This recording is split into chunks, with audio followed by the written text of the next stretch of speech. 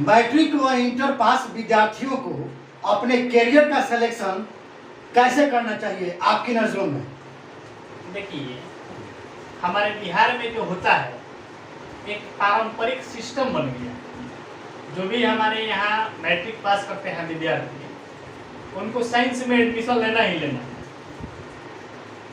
अगर जो वह साइंस में एडमिशन नहीं ले रहे हैं या नहीं लेना चाहते हैं, तो ऐसी अवधारणा है कि वह विद्यार्थी पढ़ने में कमजोर हो जाता है, जबकि ऐसा होता नहीं है। विद्यार्थी का जिस तरफ रुचि हो, सब्जेक्ट का चयन वह अपने हिसाब से कर सकता है।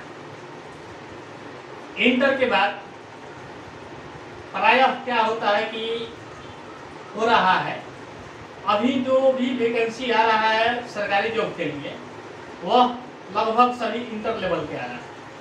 उसमें विद्यार्थी जैसे ही इंटर करता है तो वह सरकारी जॉब के प्रति जी जान से भागने लगता है।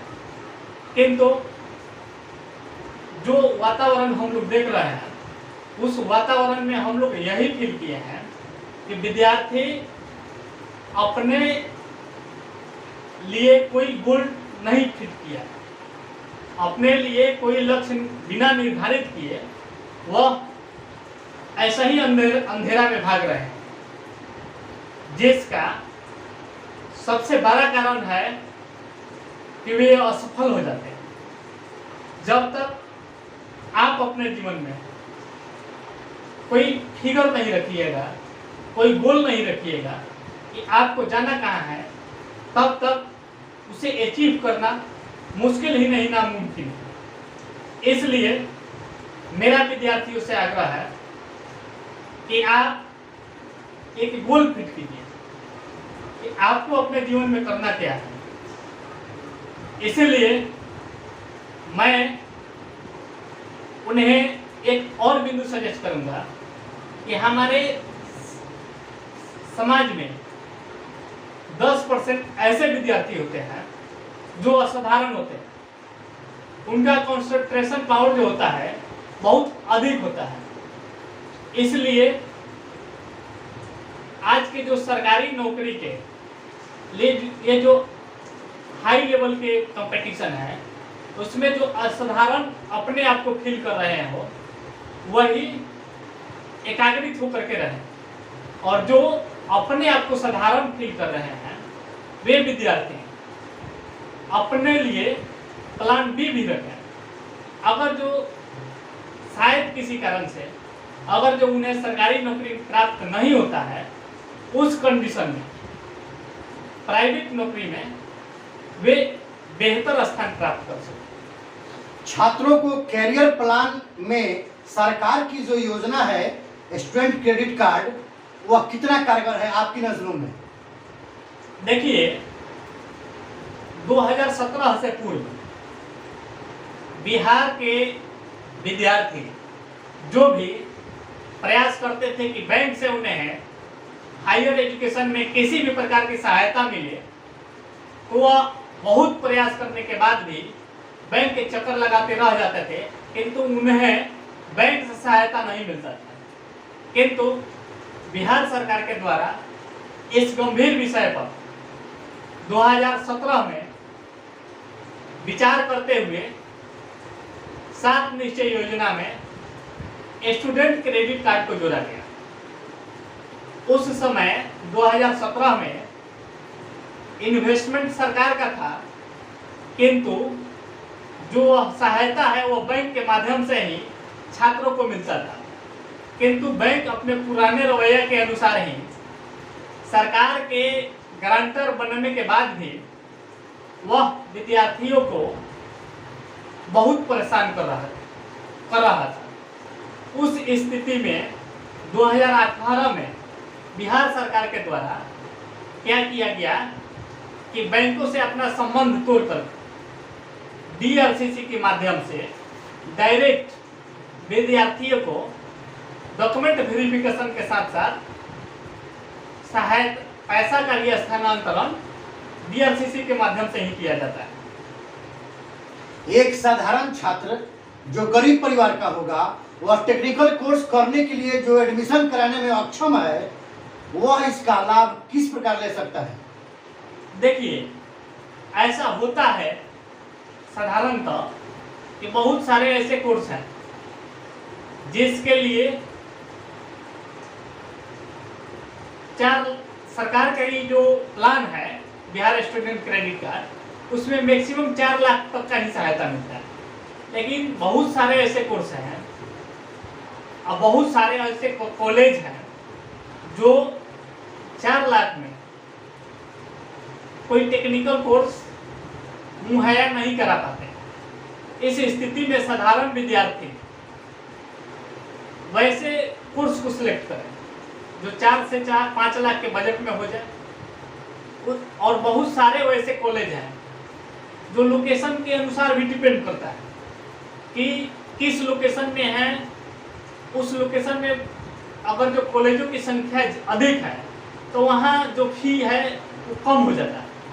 जहाँ कॉलेजों की संख्या कम है वहाँ फी अधिक हो जाता है। इस स्थिति में विद्यार्थी अपने अनुसार सबसे पहले तो कम बजट और वाले कॉलेज को सिलेक्ट करें। इसलिए किसी भी जॉब के लिए यह नहीं देखा जाता है, यह नहीं रिक्वायरमेंट में लिखा जाता है कि आप इस कॉलेज के विद्यार्थी हैं तभी आप एप्लीकेशन कीजिए। उन्हें एक मानक दिया जाता है कि आप इस डिग्री को प्राप्त कर चुके हैं तो आप एप्लीकेशन के लिए एबल हैं। तो इसलिए विद्यार्थी को पहले उनको एक डिग्री कैसे प्राप्त होगा उस पर फोकस करना चाहिए। और ऐसा होता है कि जो विद्यार्थी असक्षम होते हैं उन्हें कई कंसल्टेंसी के माध्यम से या ऑन रिसोर्स होते हैं या कॉलेज में वे अपने स्तर से भी प्रयास करते हैं, एक रिक्वेस्ट करते हैं कि हम बिहार सरकार के स्टूडेंट क्रेडिट कार्ड के लिए प्रयास कर रहे हैं, मुझे फी देने के लिए कुछ समय दिया जाए। तो कॉलेज के द्वारा उनसे एक मिनिमम फी लेकर के उनका एडमिशन कर लिया जाता है और उन्हें एक निर्धारित समय दे दिया जाता है जिसमें बिहार सरकार के स्टूडेंट क्रेडिट कार्ड योजना के आवेदन वेरिफिकेशन की प्रक्रिया पूरी हो जाती है और कॉलेज से मिले समय के अनुसार ही पैसा का भी ट्रांसफर हो जाता है। इसलिए जो विद्यार्थी असक्षम या साधारण परिवार से हैं जिन्हें ऐसा लग रहा है कि उनके फैमिली कंडीशन उस कोर्स के फी या एडमिशन के समय जो बड़ा अमाउंट लगता है देने में असक्षम है, तो उन्हें निराश होने की आवश्यकता नहीं है। वे किसी कंसल्टेंसी या किसी भी माध्यम से कॉलेज में अप्रोच करें अपने नामांकन के लिए। अगर जो उन्हें इस संबंध में किसी भी प्रकार की जानकारी चाहिए तो वे हमसे भी संपर्क कर सकते हैं। हमारे एक जो निजी नंबर है वह हमेशा छात्रों के सहयोग के लिए चालू रहता है, जो है 7277231661 7277231661।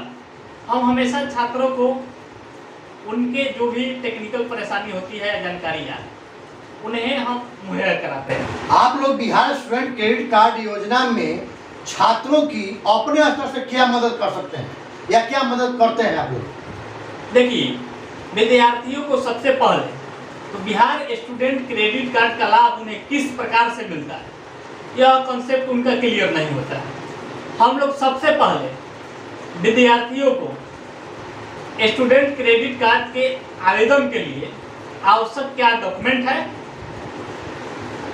और वह कैसे करेंगे यह जानकारी देते हैं।